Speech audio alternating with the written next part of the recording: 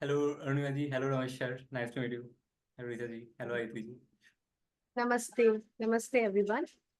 A very warm welcome to today's Yes Talk. The title of today's session is Assailed on Earth, Unassured of Heaven, based on Sri Aurobindo's Savitri. So, after quite a long gap, we have Dr. Ramesh Bijlani himself as the speaker today. Dr. Ramesh Bijlani is a prolific writer and an inspirational speaker. He loves to use the gift of communication that he has received from the divine for dispensing small doses of love and wisdom from the inexhaustible pharmacy of Sri Aurobindo and the Mother. Once a professor at AIMS New Delhi, Dr. Bijlani is now a spiritual seeker at Sri Aurobindo Ashram, Delhi branch. Welcome, Dr. Bijlani, sir. Thank you so much for sparing your valuable time for all of us. We look forward to an enlightening session with you, sir. Thank you, Arunima, and thank you all for being here to listen to me. Uh, the title, as you have seen, is Assailed on Earth, Unassured of Heaven. This is a line from Savitri, and it is about human nature. Assailed on Earth, that is, attacked on Earth, criticized, condemned on Earth. Behave like a human being, behave better. And this is what we are being constantly told. Nobody tells an animal behave like an animal. It's taken for granted that the animal will behave like an animal.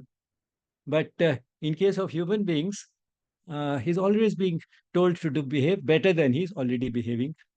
And on the other hand, sometimes he's offered a an incentive.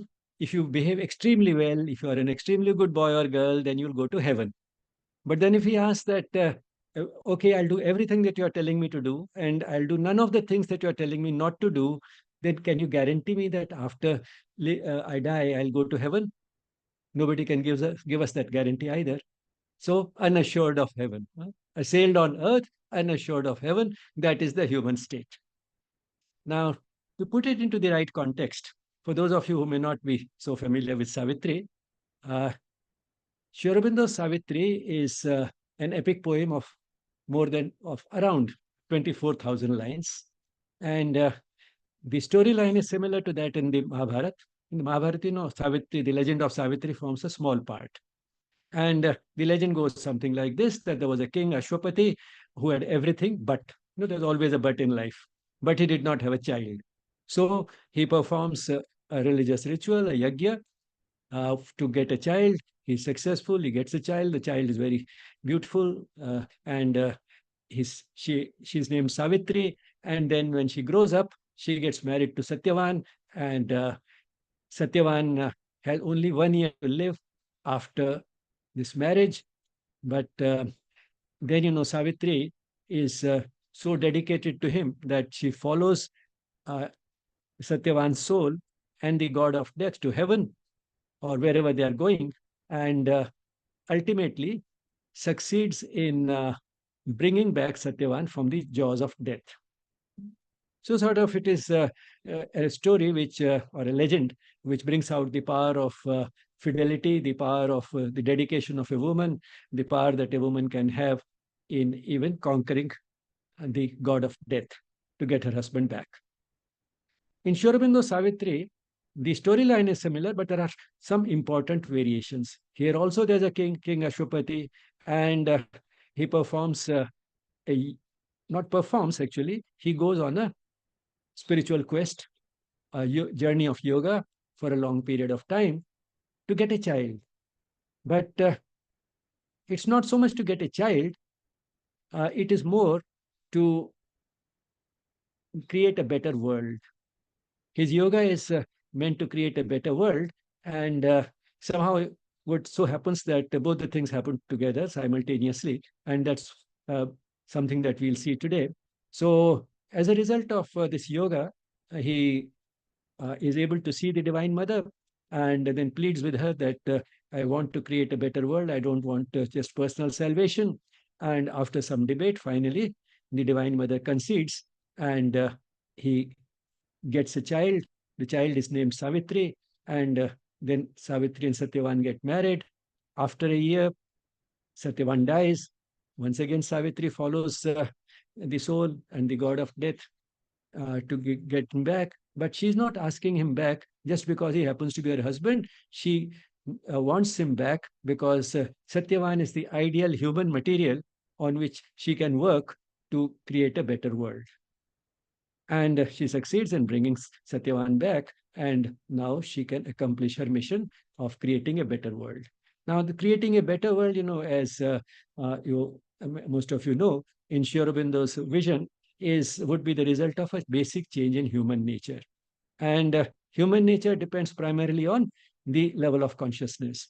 Now, the present level of human consciousness is such that we are primarily, typically, ego-driven. And that is at the root of the problems of human existence. That is why the world is a place of sorrow and suffering.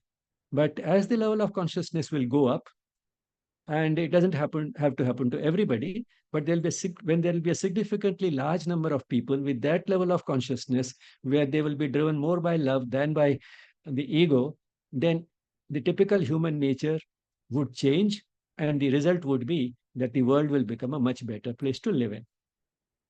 So that is Sri Aurobindo's vision, and that is what Savitri, in his epic poem, which actually is a scripture rather than a poem, is able to accomplish. So that is the storyline.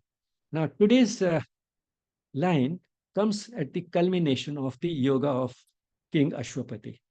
So King Ashwapati has reached a point where now he has seen the Divine Mother, and then pleads with her that please do something so that the world can become a better place. This is what I want. She tries to convince him that there is a certain order that nature has established.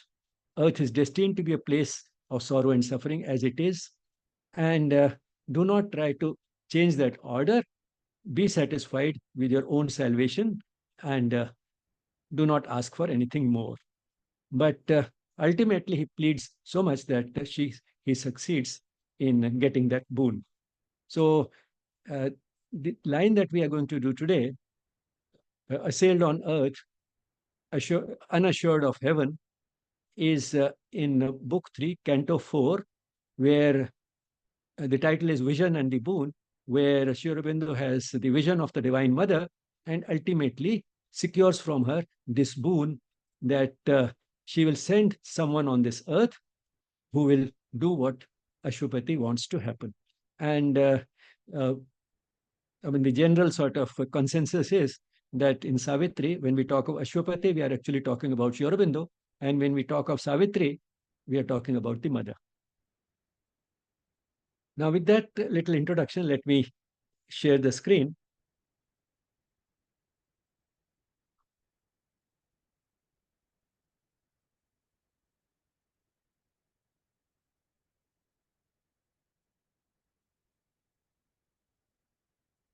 So the title of this canto, Book 3, Canto 4, is The Vision and the Boon.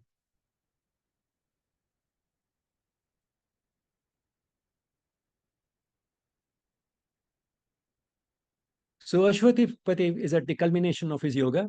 He feels the approach of the Divine Mother and requests that she do something to change the character of the world, the character of the human race, so that the world becomes a much better place to live in.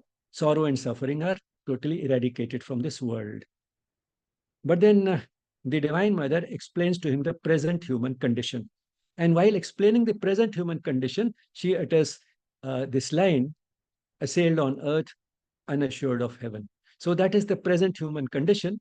And she says that human beings have an opportunity to leave this world at a much higher level of consciousness than the one at which they arrive. But this is an opportunity which most human beings actually lose. So in that sense, they waste their life. But then she also tells him that, however, man is not beyond redemption, and man is that creature who is amenable to the divine touch, and therefore sometimes does respond, and therefore there's always a possibility. In some case, the possibility is realized that the human being lives in a much better place. And what you are saying, that the world itself should change, That will also one day happen, but it will take its time. For the moment, the world is destined to be a place of the type that it is, where we have sorrow and suffering, and is that is what works as a stimulus for the human being to fulfill the purpose of life, which is to grow in consciousness while he's there. While many may lose that opportunity completely, some do make some use of it, and that is how the world will continue for a long time to come. But then Ashwapati argues with her and debates with her why it doesn't have to be so. Just because the world has been a place of sorrow and suffering for thousands of years doesn't mean that it always has to be so. And while this debate is going on, Ashwapati also starts describing the vision that he has of a new world, how it will be created by the children who arrive, and what type of a world it will be. Because after all, the new world will be ushered in by the children who will arrive. And he calls them the sun-eyed children of a marvelous dawn. I know these are the type of children who will arrive, and they will change the character of the world, because they will not follow the well-trodden path. They will live their life differently. They will be the barrier breakers of the world. Now, this reflects both the enthusiasm of Ashwapati for the type of world that he is visualizing, and also works as an argument probably to convince the Divine Mother that she should agree to what he wants. And it works. And after he pleads once more, he does get a boon that one will be sent on this earth who will do what you want. So now we'll go a little more in detail into this part. That is when the Divine Mother explains the present human condition and adds this touch of optimism that, however, man is amenable to the divine touch in spite of the disappointing sort of performance, if you might say, of most human beings while they are here on earth. So I've taken a few sort of lines from here and there from this part where the Divine Mother is talking about the present human condition. Heaven's fixed regard beholds him from above. Now, heaven, that is a world, a place, or you can say the divine who has created the world as it is actually looking at human beings on earth, because he has brought human beings on this earth with a great deal of hope. He has worked very hard to create human beings. As I say, heaven, it was easier to create for God than probably earth. To create a place where good and evil are mixed up as thoroughly as they are on earth, and then to put in at least one creature, the human being, the urge to get better than he is, was a very difficult task. And therefore, he has great hopes from this creature. So heaven's fixed regard beholds him from above. So God is actually looking at us with a great deal of hope and optimism that this is a creature whom I have made in my own image. As it said, man is the one who was made in God's own image. And therefore, he has great hopes. So heaven is actually looking at him. And he's so different from all the other animals that have arrived earlier that in the house of nature, he's a perturbing guest. He has disturbed the entire order. No animal did that. They just lived as they were created.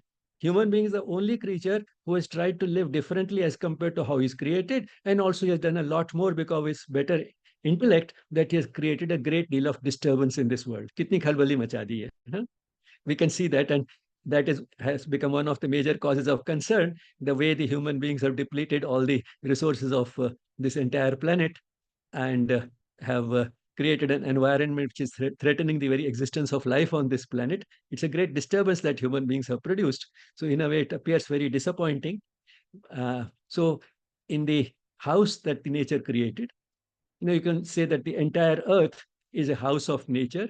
Nature had built this house in which everything was going on very nicely, very smoothly before this perturbing guest arrived, and that perturbing guest is the human being.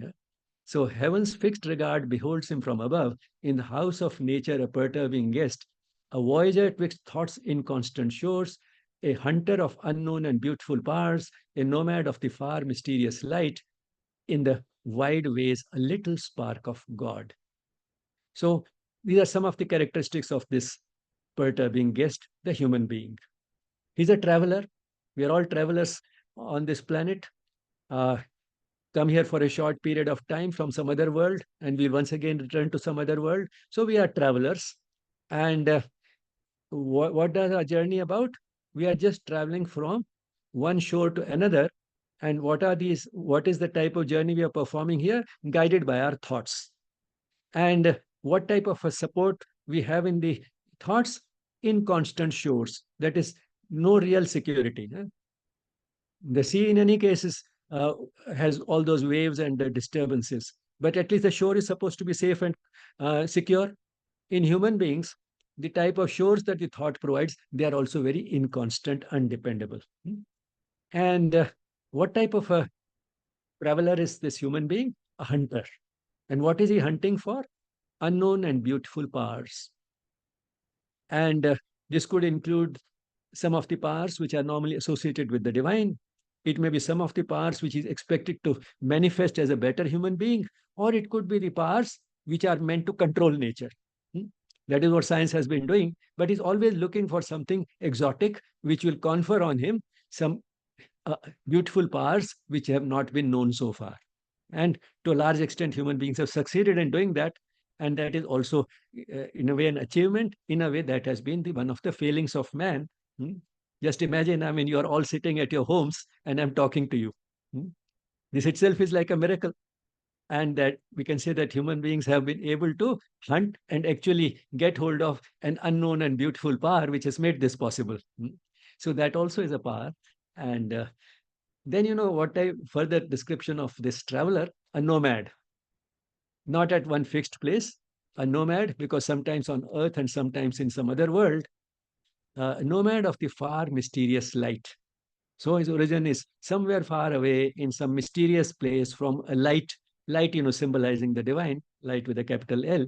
That is that source which has all the light, and light symbolizes knowledge. So the source knows everything. So that is where the human being, this nomad, has come from.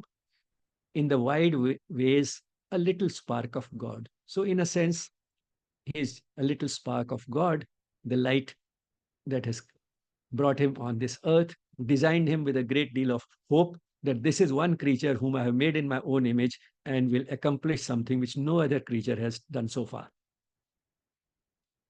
But then the human being was expected to sort of grow in the image of God, manifest more of the hidden divinity, and that is what will actually make us more love-driven. That is what can change the character of the world. That aspiration is there in the human being, and that capacity is also there, but there are many forces pitted against this type of a project, this type of an endeavor. Against his spirit, all is in dire league. It seems there's a conspiracy against this type of thing happening. And everything seems to be against this type of an effort. A Titan influence stops his Godward gaze. As if some very powerful evil force stops human beings from looking at God, moving towards God, from performing this journey which takes him more and more near to God. Around him hungers the unpitying void. Now there's a large empty space, a vacuum, a pit, a bottomless pit. That's what a void is like. And this void is very hungry to swallow him up. And it has no pity. It is unpitying. So without any pity, without any compassion, this void is as if very hungry to swallow up this creature. This is just sort of a poetic, figurative way of showing that how much is actually in this world against this type of a endeavor, this type of a project which was designed for man by God. The eternal darkness seeks him with her hands. Darkness here symbolizing ignorance. The eternal darkness or ignorance seeks him with her hands. So instead of the knowledge which he was supposed to move towards, it is the darkness that seeks him. Inscrutable energies drive him and deceive. So some mysterious energies which you cannot trace where they are coming from and why drive him and deceive. They drive him the way they want and deceive him into getting tempted to follow a wrong path which will take him away from the mission of his life. immense, implacable deities oppose. Deities, as if they have godly powers, but behaving in an ungodly fashion. They are immense in their powers and they are implacable. That is, you cannot satisfy them, you cannot reduce their efficacy. It's impossible to avoid them, to make them less effective. That is the type of forces with powers which are godly in nature who are opposing this effort of man to progress in such a way that he moves towards God more and more and thus manifests more and more of his divinity. So, this is the present human condition which the Divine Mother is describing. And then comes this line from where the title was taken: assailed on earth and unassured of heaven. So, the human being is being constantly criticized on earth for not behaving the way a human being really should. And at the same time, if he is to behave the way he's told to behave, nobody can give him a guarantee that you will go to heaven. Descended here unhappy and sublime, as if arrival on this earth itself is associated with being unhappy and at the same time sublime. That is, having some qualities which are completely out of the way, which means qualities of a positive nature. So the positive nature of human being is also such that it is sublime and yet the human being is unhappy.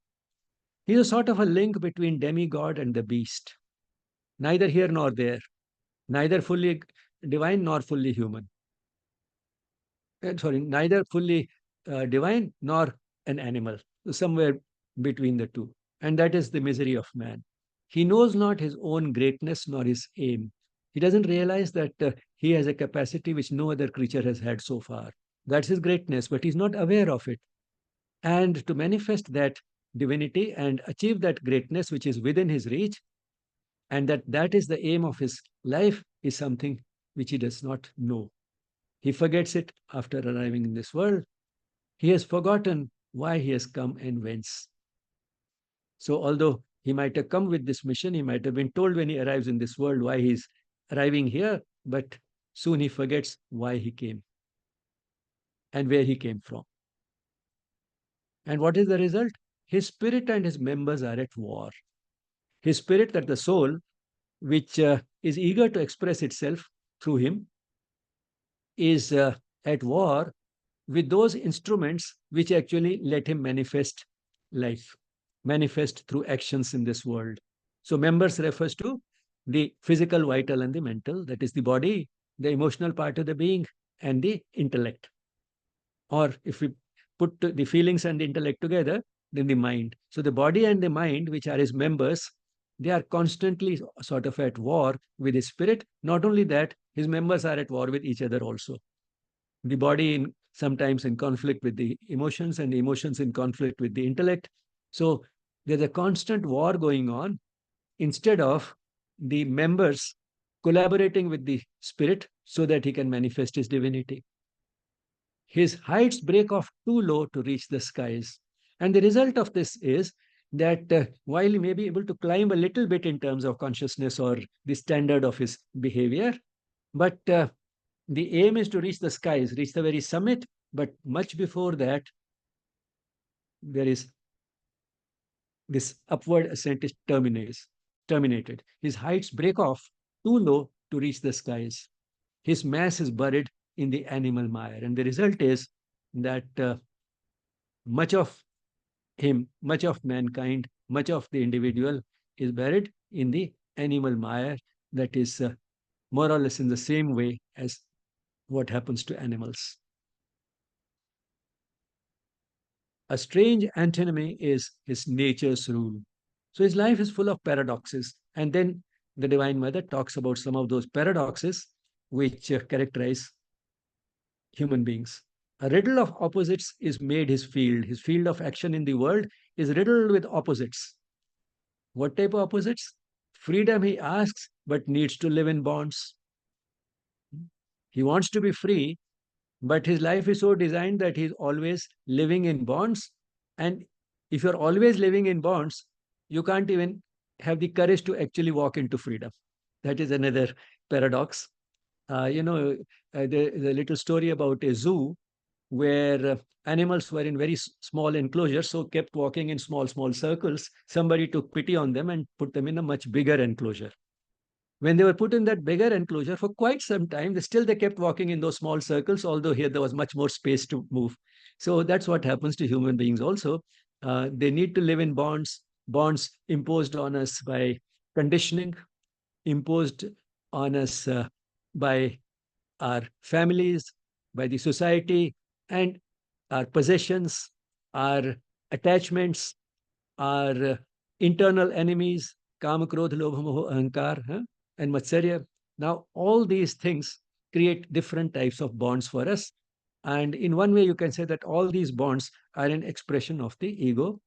Uh, and the result is that all these expressions of the ego in different ways create those conditions from within and from outside us, which limit that freedom. And he gets so used to it that he seems to be in love with the bonds. Because you might have heard stories of uh, passengers on planes which have been hijacked. After some time, they start falling in love with those who have hijacked the plane. I think it's called the Stockholm phenomenon or what? Yeah. I have a young teammate from the yes team sitting with me, and she confirmed. Yes, it is called Stockholm phenomenon. So that is the strange thing. We all want to be free, but we get so accustomed to living in bonds that we seem to be loving those bonds. And therefore, not only he is made to live in bonds, needs to live in bonds. He has need of darkness to perceive some light. So he works through contrasts. He can't see light unless he has compared it with darkness. And in the same way, he needs some grief to be able to feel bliss.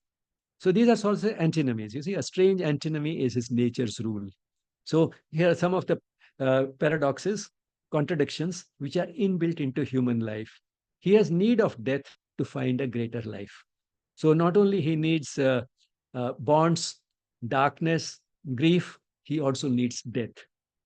So death is also a spiritual necessity, apart from being a physical necessity. And it seems as if he needs death to find a greater life. And if we make any steps towards that greater life while we are in this world, it's to a large extent because we all have this fear of death. That is one thing we are very sure of. We may be unassured of heaven, but we are very assured of death. All research has confirmed that. The mortality of the human race is exactly 100%. There's no controversy about that. And therefore, the human being at least makes some effort and seems as if he needs death, this fear of death, or at least this awareness of death to find a greater life. That's why the mother has said that if man were assured of immortality, probably he'll be much worse than he is. So what he makes him move towards a greater life is this fact that he's sure to die one day. He or she is sure to die. So he has need of death to find a greater life. All these dots are to indicate that many lines have been omitted here. You can always go to the original, see the whole thing. It's beautiful, as you can see. But then if I go through all those lines, I know the talk will go on for 3 hours instead of 1.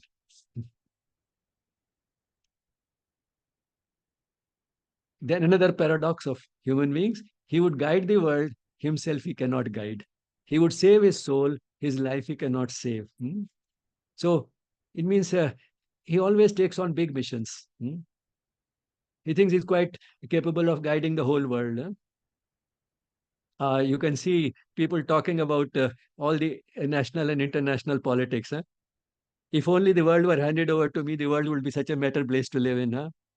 All these leaders know nothing, good for nothing. So he thinks that he can guide the whole world, but himself he cannot guide. He would save his soul, his life he cannot save. Often talk of saving the soul, no? But his life he cannot save. His life he cannot live as he wants to. His life he cannot make full use of. So in that sense, his life he cannot save. Awakened from her lower driven forms, the Earth Mother gave her forces to his hands. and painfully he guards the heavy trust. His mind is a lost torchbearer on her roads. So the Earth Mother, uh, finding that here is a creature with a difference, she had so far been accustomed to lower driven forms. Now came this creature who was at a higher level. She gave him her forces, handed over a lot of her forces to him. You know, that's what science has essentially done. Nature has conceded to hand over a lot of our forces to us, to scientists, and painfully he guards the heavy trust. His mind is a lost torchbearer on her roads. So he does use those forces. In that sense, he has come up to her trust that he'll use those forces, although not always very well. And his mind is a lost torchbearer. Means that he walks on nature's roads, but not illumined by the sun. What he uses is a little torch, which can just show him the next few feet. That is the type of mind we have. Mind is like a torch. And that is what, as a poet, Urdu poet has said, no, akl chirage raha hai, manzil nahi. So it's just a sort of something which can guide us on the path, chirage raha. Akal, sorry. Akal chirage raha hai, manzil nahi. So the mind or the akal, the intelligence, is only like a torch, shows her a few feet at a time.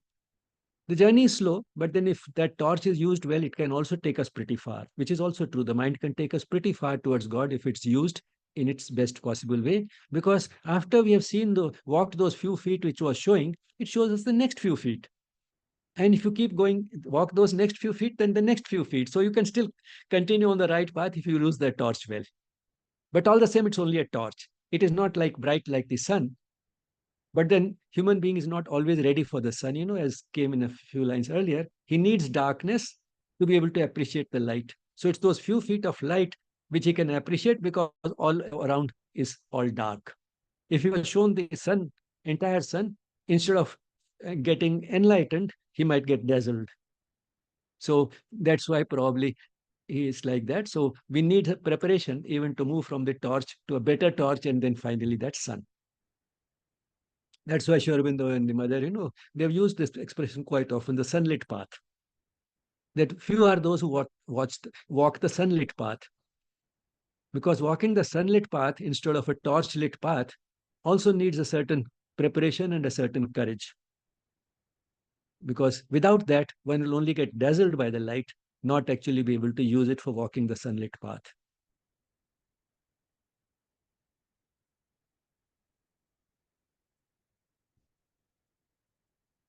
A mind important to reconcile heaven and earth and tied to matter with 1,000 bonds. So the human mind is incapable of reconciling heaven and earth and is tied to matter with 1,000 bonds, which means that matter means the physical nature, his own body, which is also matter, and other physical things around, concrete things around, uh, rather than things which are subtle like the spirit. So he's tied with 1,000 bonds to matter, and his mind is impotent to reconcile heaven and earth. He lifts himself to be a conscious God. And he lifts himself up uh, sometimes to be a conscious God, even when a glory of wisdom crowns his brow, when mind and spirit shed a grandiose ray to exalt this product of the sperm and gene. Uh, Even when a glory of wisdom crowns his brow, when mind and spirit shed a grandiose ray to exalt this product of sperm and gene, this is to sort of show now the divine mother is moving gradually towards the more positive side of man, in that it is possible that during certain moments, in certain stages of life, there are certain moments of enlightenment, special moments when the glory of wisdom crowns his brow, the mind and spirit they shed a grandiose ray, and the result is this product of the sperm and gene gets exalted. This is sort of describe the typical human being in somewhat scientific terms that basically, like all animals, the human being is also the product of the sperm and the gene. Many scientists still recently believed that whatever a human being looks like and does is the result of his genetic makeup. Now the scientists don't believe that anymore. The epigenetic influences are being accepted more and more. But when Sri Aurobindo was writing, this was sort of a way of looking at the human being in its basic material nature to exalt this product. So this product of sperm and gene, who is supposed to behave as per his uh, molecular sort of constitution and his genetic makeup, he can sometimes display something different. He can show evidence of a grandiose ray, which is illumining his mind. He can show signs of a glory of wisdom, which has crowned his brow. But in spite of all this, which keeps happening off and on, his life still keeps the human middle way. He somehow, has a tendency to stick to the average. The way we're talking that he can see the freedom, but he wants to live in bonds. He can see what is extremely good, but he wants to stick to the middle way. Hmm? Someplace in Savitri, Sri Aurobindo, for example, has said that he wants to be like others. So if the others you take, most of them will be what is average. So he's afraid of moving far away from the average. He doesn't want to sink below the average, but then he doesn't want to go too far above the average either. And we don't want our children to do that either. That's what tells us that we don't want it, therefore we feel threatened if our children also do so. Imagine somebody, if his son or daughter comes and says at the age of 25, in that now that I have finished my formal education, I don't want to take up a job and a career. I want to go and live in an ashram and spend the rest of the life pursuing the divine. What would the parents say? Oh, what a disaster, huh? Akal seekho kuch hai? You lost your mind. Come with me to a psychiatrist. So we want ourselves to walk the middle way. That's what we want our children to do. So his life still keeps the human middle way. His body, he resigns to death and pain. So to some extent, he takes it sort of as something which is to be accepted. There's no other way. Death and pain are inevitable. So he lets death and pain be there. Everybody gets it. Sometimes I'll also get it. Abandoning matter is too heavy charge. So death is like abandoning matter. Leave the matter behind, the soul can escape. So he treats matter as a heavy charge that he has been given, which will sometimes be in pain and eventually die. He's ready to abandon it. A thaumaturge, skeptic of miracles, a spirit left sterile of its occult power by an unbelieving brain and credulous heart. So, thaumaturge, is a magician. So, in a way, if the human being is a manifestation of the divine, the human being is also a sort of a magician, because the divine is a magician. So, in that sense, he is also a magician. But then, being a magician, he's skeptic of miracles. He does not believe in miracles. A spirit left sterile of its occult power, and because of not believing in miracles, which would come quite naturally as a matter of faith, if you were to depend upon the spirit is left sterile. That is, left unproductive of its occult power. By whom? By the mind, by the intellect, by the unbelieving brain. Your brain has been used, as a concrete sort of a material counterpart of the intellect, by an unbelieving brain and a credulous heart. So heart has been used for the emotional part of the brain. So the unbelieving brain and the credulous heart finds it difficult to believe in the occult powers of the spirit, and that's how the spirit is left sterile, which means that all the miracles which a human being could experience, a human being undergoing a revolutionary change in the level of consciousness would be a miracle. But then he doesn't think that such a thing is possible. He thinks that if it were possible, a lot more people would be doing it.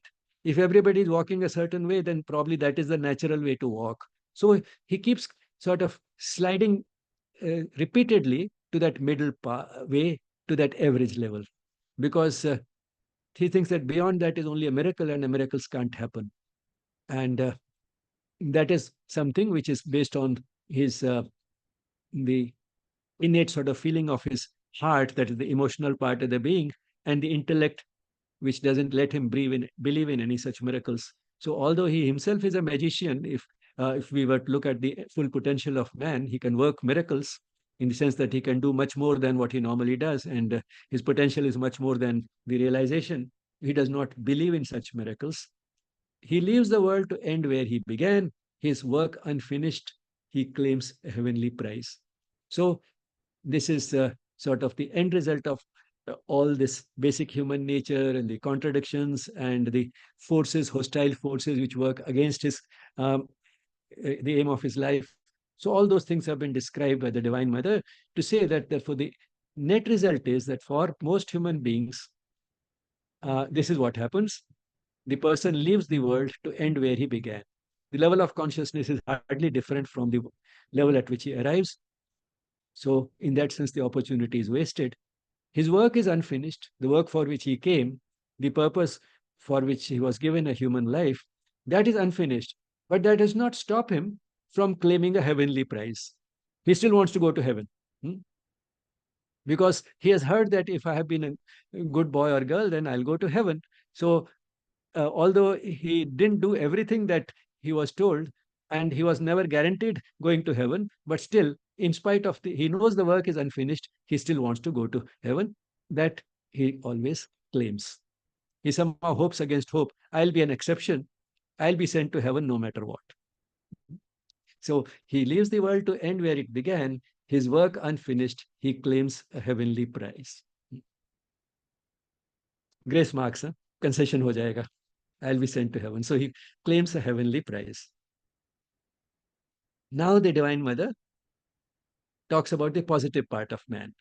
A light there is that leads, a power that aids, unmarked, unfelt, it sees in him and acts. So, in spite of all these uh, discouraging facts which he has told, why human nature will not change and earth is destined to be a place as it is, now she says that yes, but still there is a difference. Human beings are different from animals.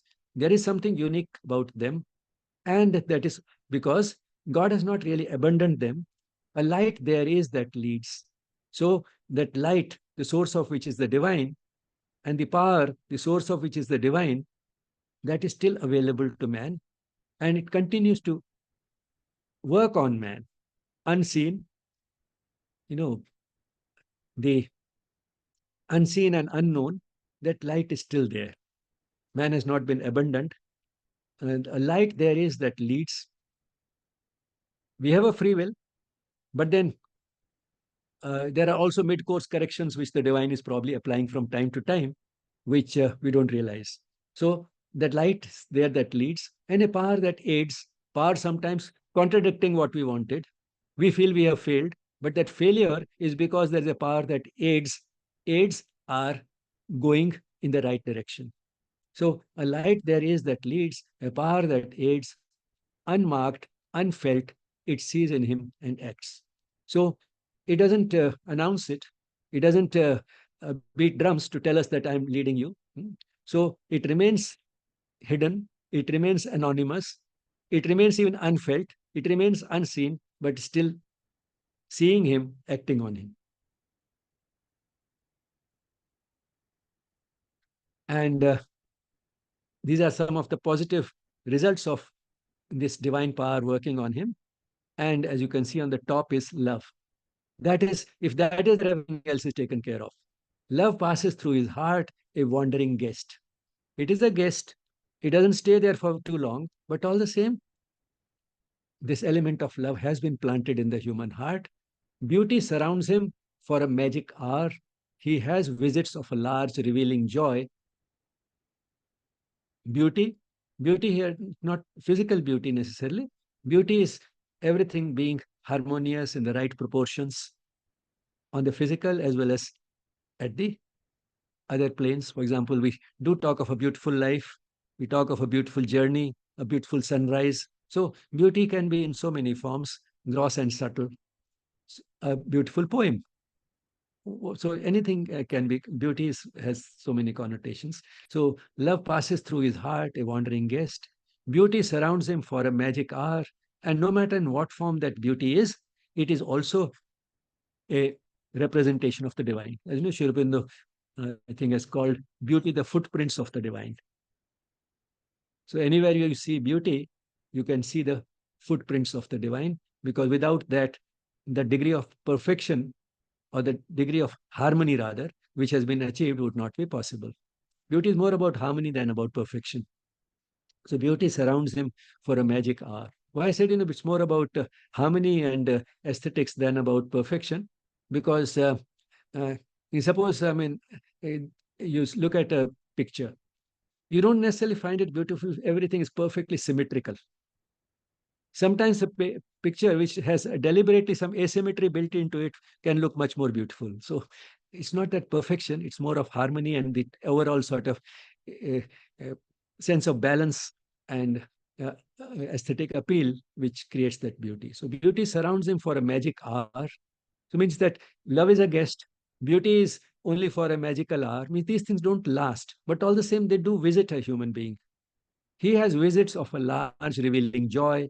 So love, beauty, joy, brief widenesses release him from himself.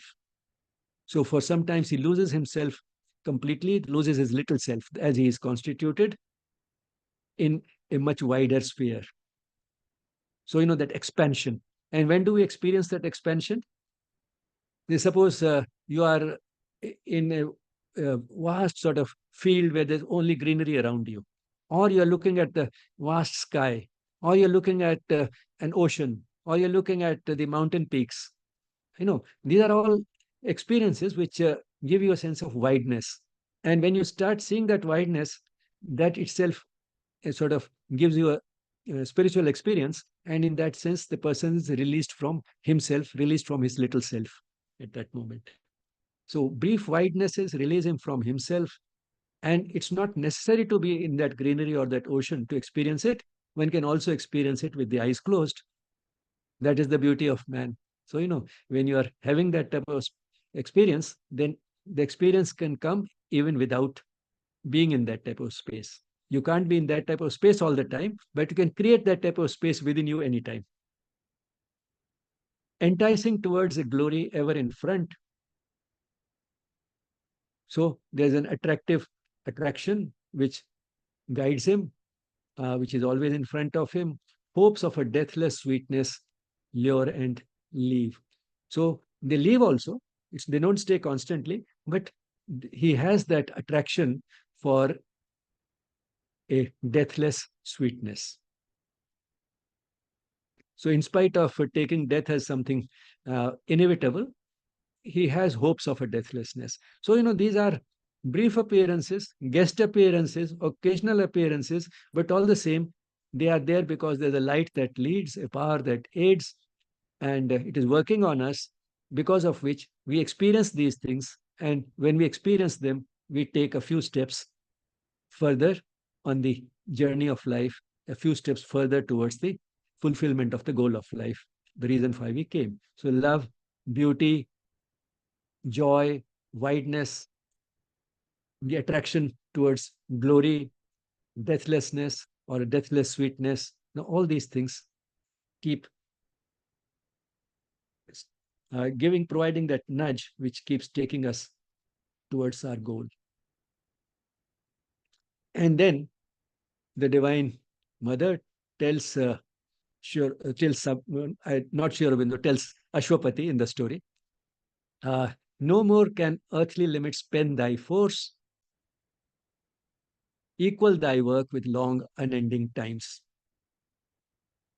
Which means that the earth has its limits, and therefore the earth cannot give an expression. Your pen here means write down, give an expression. So the type of force that you have accumulated through your spiritual practice, that is not enough for the earth to rewrite the script, to rewrite the way the world has been constituted. No more can earthly limits pen thy force, equal thy work with long unending times. Which means that the work that you want to do, equal it with the long unending times, which means it will take its time. It will happen one day, but it needs time. Don't be in a hurry. So don't ask for what is not possible now or in the very near future. Uh, Wait for that. And then she tells him that what you can get as a result of your spiritual attainment, it's attainment, it's not achievement or accomplishment. In spirituality, we don't say that. Attainment means that you had the potential and you have risen to attain it. It's not an achievement in the usual sense. So the what you have attained, because of that, you can for yourself get quite a lot. And what is it that you can get? Only one boon to greaten thy spirit demand, only one joy to raise thy kind desire. So you can ask for the boon, only one boon, that your spirit should be greatened, which means your spirit should further develop so that it can have a much stronger, wider, higher, deeper influence. To greaten thy spirit demand, only one joy to raise thy kind desire, which means more and more like you should be born in this world, that you can ask, which means more and more saints and seers and sages, their tribe should multiply, uh, and that you should contribute to raising them, that you can desire. So the joy of raising your kind, which means contributing to creating some more of your kind, that you can desire. But don't ask for a change in the very character of the world. So only one boon to greaten thy spirit demand, only one joy to raise thy kind desire. Above blind fate and the antagonist powers, moveless there stands a high unchanging will. Why you cannot get more is because fate may appear blind. Human beings seem to be governed by fate, which seems to be blind. And antagonist powers, the contradictions which we saw, as if there's a conspiracy against man realizing that his full potential and becoming one with the divine. So there are antagonist powers. So this blind fate and the antagonist powers are there because there is a high unchanging will behind them. Because the divine, which has the ultimate unchanging will, that is behind this. And that is why these obstacles in the form of fate and antagonist powers have been created. So above blind fate and the antagonist powers, moveless there stands a high changing, unchanging will. That will is unchanging. It cannot be. Moveless means it cannot be altered in any way. To its omnipotence, leave thy work's result. So whatever work you want to do, leave the result of it, what impact it will have on the world as a whole, leave that to the omnipotence of the divine, that moveless, unchanging will, which has created man with all this potential, which has also created fate and antagonistic powers to slow down the progress of man towards his ultimate potential. It has done both. It has created man to realize something. It has also created those obstacles. So leave the result of your work eventually to that highest will. And then she also gives them the consolation that all things shall change in God's transfiguring hour. So when time will come, it will happen. So equal thy work with long, unending times. So have an understanding with, have a compromise with time. Let time do its job in its own way and its own time. So things will change, but don't be in a hurry. But then Ashwapati does not give up. He says, how shall I rest content with mortal days and the dull measure of terrestrial things? I who have seen behind the cosmic mask the glory and the beauty of thy face. So once I have experienced the beauty of the Divine Mother, that is the divine, here is given the divine feminine form. God has no gender. So, and typically we think of God as man, but here he has called it the Divine Mother. So he says, I have seen the beauty of your face, your glory, and having seen that, and although the mask is that of the ordinary world, I've seen that behind it. So how can I rest content that the rest should not be able to see it. How shall I rest content with mortal days and the dull measure of terrestrial things? How can I be satisfied with terrestrial things, the things on earth as they are, after seeing the glory and beauty of thy face? Hard is the doom to which thou bindest thy sons. He's telling that you are too hard on your children. So don't bind them like that. Do something to relieve them of it earlier than what has been planned. And then he describes the vision of the children coming to this world pretty soon, who will change the character of this uh, world by having a different type of inherent human nature. So it's ultimately the children who arrive who have to do it. So he says, I saw the omnipotent's flaming pioneers over the heavenly verge which turns towards life. So they're coming from heaven, and then there is a turn which brings them towards life on this earth. So they are the flaming pioneers. They are the pioneers who will bring in that new order. They are the pioneers, and they have been sent by the omnipotent himself, the divine himself. And as they come down from heaven and take that turn which brings them to life on this earth, they take a staircase which is amber, come crowding down the amber stairs of birth. So as they are born on this earth, this is a poetic description of new children being born, taking a certain route, starting with heaven and coming down on earth. And these are not ordinary children, they are the omnipotent's flaming pioneers. And then he goes on to describe them as the sun-eyed children of a marvelous dawn, will bring that new dawn after the darkness that the world has seen for thousands of years. And they do it by changing the very order of the way things happen here. They'll be the barrier breakers of the world. So now the Divine Mother concedes and finally tells him, O strong forerunner, that is, O strong one who sort of one who will bring in a change.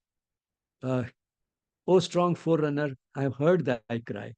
One shall descend and break the iron law. So this is the boon that he secures. One shall descend, that is, I shall send a representative who will break the iron law. What is the iron law? That the world is destined to be in a particular way and it will continue to be so. This is an iron law which was meant to be unbreakable, but the one whom I will send will come and break the iron law.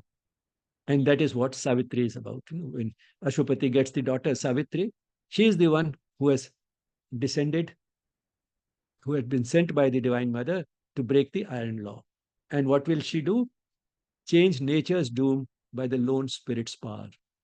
So, although the world is doomed to be in a certain way, it will change that doom by the power of the spirit. Spirit, here signifying the unseen representation of the divine on earth. So this these lines were from Savitri, Book 3, Canto 4. In the complete works of Sri Aurobindo, Savitri forms volumes 33 and 34. And these lines occur over these 11 pages, 336 to 346. The canto is even a little longer than this entire canto. But sort of I try to sort of concentrate more on the present human condition, because that is what the title was about. That is assailed on earth, unassured of heaven. But then to put it in the right context, I went a little on either side of the title. So with that, I'll stop here. Although I intended to finish faster, but still I've taken the full hour. But the positive part is I did not go beyond time. I've been able to finish exactly at 7. Thank you, sir, for that beautiful, insightful session. Thanks so much for simplifying for all of us such beautiful work by Sri Aurobindo. Thanks a lot. Our participants, if anyone wants to share something or ask something, please go ahead. You can drop in your questions, comments in the chat box, or raise your hand and unmute yourself and speak up. Yeah, hello. Thanks a lot, sir. Great session. Just wanted to say thanks for writing such amazing books. I was just reading your Back to Health through yoga. Quick question, sir. You mentioned about the space of beauty, space of love inside, and then getting the spirit. What are some of the simple steps that we can take when we are down to raise ourselves up again? Thanks again for the session. But some of the simple things one can do is to go within and look at all the bright things that you have experienced, everything that we can be grateful for, gratitude, and try and think of how you can extend your love to those around you so that the concern shifts from your own present state to the others. So actually, you are not helping others by doing that. You're helping yourself because uh, it takes you away from that. It reassures you that I'm still capable of giving something to others, expressing my love for others. So when that happens, that joy of giving will take away the present concerns. Another thing which can help is trying to see uh, in whatever is sort of uh, making us feel low right now. Uh, is there some lesson in it? Is there a message that it carries? Can this present situation be uh, uh, changed in a way uh, that uh, is within my reach? It's not that changing a situation is always undesirable or unspiritual, but when we cannot change it, then fully, can I change it partly? And even if I cannot change it partly, can it serve as an opportunity for spiritual growth? So, these are some of the things which require that inner work, which would make it easier to sort of not only accept what we are going through, but accept it with a sense of uh, joy and gratitude. Yeah, Here's one thank of you. my old students, you see, who flashed that message, OSG. I use this so often that my students have coined this expression. OSG stands for Opportunity for Spiritual Growth, and MOD stands for Manifestation of the Divine. Gen Z language. Great, sir. Thanks a lot. Thanks Okay. everyone for joining. Yes, Hemlata ji, please go ahead. I wanted to ask between freedom and bond. I was thinking that freedom is the best thing a human would like to have. But as you explained, middle way. So can you please explain on the bond part? Yes, I mean, because giving those bonds creates a certain anxiety because we are not familiar with that new terrain. We are accustomed to a certain way of life, a certain set of conditions, and we have anxiety about any major change. And that's what keeps us in bonds. And this is what in modern parlance sometimes we call is our comfort zone. Now, which means that we are putting it nicely in good language. That is, we are in our comfort zone. I don't want to step out of it. But what actually is this comfort zone? It is a state in which there are some bonds, but we are comfortable with it because we have got accustomed to it, and we don't want to face the uncertainty of something entirely new. Sri Aurobindo says, in the essays on the Gita at some point, that sometimes people are afraid of the spiritual life because they think it will be very difficult. But then he says the type of life which people live ordinarily, is that any less difficult? Probably it's even more difficult. Then why are they afraid? They are afraid because, again, he gives a very beautiful analogy that if you are accustomed to breathing at sea level, hmm, say in the city of Delhi, which is highly polluted, it's at sea level. You know that in the mountains, there is no pollution, but then one is afraid to go there because the air pressure drops. So, will I be able to breathe when the air pressure around is so low? So, because you are afraid of breathing in that rarer atmosphere of a high altitude, that you don't want to leave the sea level altitude. Okay. Thank you. Thank you, sir. Participants, anyone else wants to ask something or share something, please go ahead. I'd like to say something, Arvind. Namaste, Dr. Bijlani. I enjoyed your talk very much. Am I audible? Yes, now you are better audible. So this is a beautiful canto of Savitri and one of my favorite cantos. Very dramatic, and it takes everything to a high pitch, and it ends with the boon that Ashwapati receives from the Divine Mother. There is one of the lines struck me for the interesting English in it, where it says, "No more can earthly limits pen my foe, pen thy force, Thy force. pen thy force." So it's interesting here because of the word pen, which has two meanings. One is the normal pen with which we write, and the other is the pen, which is like a fence for in a farm where you keep animals inside a pen. So a pen is also a little fence, all four sides fenced, where sheep or goats or something can be kept inside. And here Sri Aurobindo is using the word pen not as a noun, but as a verb. Pen thy force. That limit thy force by four sides, pens thy force. So yeah, many of these things are explained very nicely in Shraddhavan's series of books called The English of Savitri. And a lot of nice things to learn, even from the language point of view. Sure. I mean, Sri Aurobindo has used the language very effectively, coined some new ways of using words, coined new words. Yes. And that's the beauty of it. So when you were saying the first two meanings, that's why I was in a sort of hurry, because I say that, but both those are nouns. Here he has used it as a verb. Yes, that's the interesting thing. Thank you, sir. Participants, anyone else wants to ask or share something? I just wanted to share, please do visit my library to all of you whenever you're in Bombay. And Arunimati, is there any group that we can stay in touch with SATS teachings and other sessions? You can drop in your email ID and you can get registered for the regular email updates. So from the Just website, okay, I'll do that. the chat box right now, you can Sure. share your. Okay. Yeah, Thank you. it applies to all the participants, of course. Yeah. Please Thank do you. share email IDs with us. We'll register you for the regular email updates. Perfect. Yeah. Thanks a lot. Thank you. Dr. Bijlani, we have some beautiful comments for you.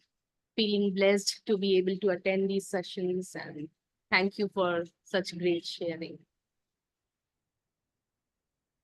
And before closing, I would like to inform that the recording of this session and all our guest talks are published on our YouTube channel, Yes Spirituality. This is how it is spelled. Please do visit this channel and explore extensive content on yoga, education, spirituality, and related subjects also like self-help, psychology, and wellness. And we are also present on the social media platforms, Instagram and Facebook. Please join us there.